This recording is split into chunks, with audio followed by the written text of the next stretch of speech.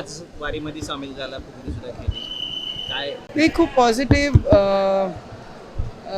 विचारांनी आम्ही इथे आलो आहे. आणि आमचे महाराष्ट्राचे देशाचे जेवढे शेतकरी शेतमजदूर आहेत त्यांचं जीवन सुखमय झालं पाहिजे आणि त्याकरिता आज पंढरपूरचे दर्शन महाराज घ्यायला इथपर्यंत आम्ही आलो आहे.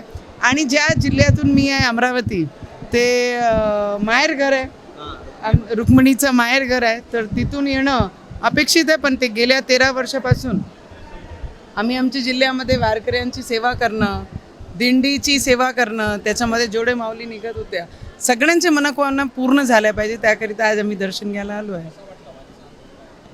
वारी दरवर्षी आम्ही अमरावतीमध्ये जोडा चालते, आम्ही सोबत चालतो आणि तिथून मग अमरावती सोडली की मग आम्ही परत येतो. पण ते आनंद वेगळाच असतो देवाकरिता. आणि ते विश्वास घेऊन जे वारकरी निघतात, ते विश्वास आमच्या मनामध्ये लोकांसाठी जे पॉझिटिव्हिटीने काम केलं पाहिजे त्या पद्धतीने आम्ही दरवर्षी त्यांची सेवा करून ती पॉझिटिव्हिटीने आम्ही काम करतो. मला वाटतं आम्ही देवाघरी आहे, तर आज फक्त देवांच्या विषयावर आपण चर्चा केली पाहिजे.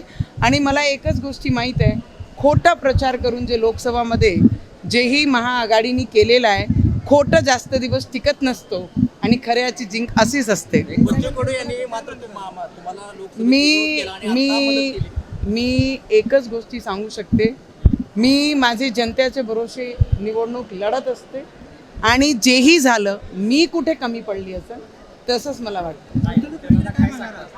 माझं सगळं एकच आहे, माझा शेतकरी राजा, शेतमजदूर आणि जेही वाद या महाराष्ट्रामध्ये जेही पेटवण्याचा प्रयत्न जे काही लोक करताय त्यांना सद्बुद्धी द्यावा देवानी, हेच साकडा मी माझे विठोबाच्या चरणी मी प्रार्थना करायला आली आहे.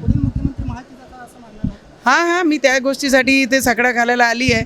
कारण जेही चांगली गोष्टी करू शकतात ते आमचे महायुतीची सरकार, आमचे देवेंद्र फडणवीसजी आणि मुख्यमंत्री आणि दोन्ही आमचे उपमुख्यमंत्रीच करू शकतात. आणि त्या गोष्टीचाच साकडा घालण्यासाठी आज मी पांडुराचे,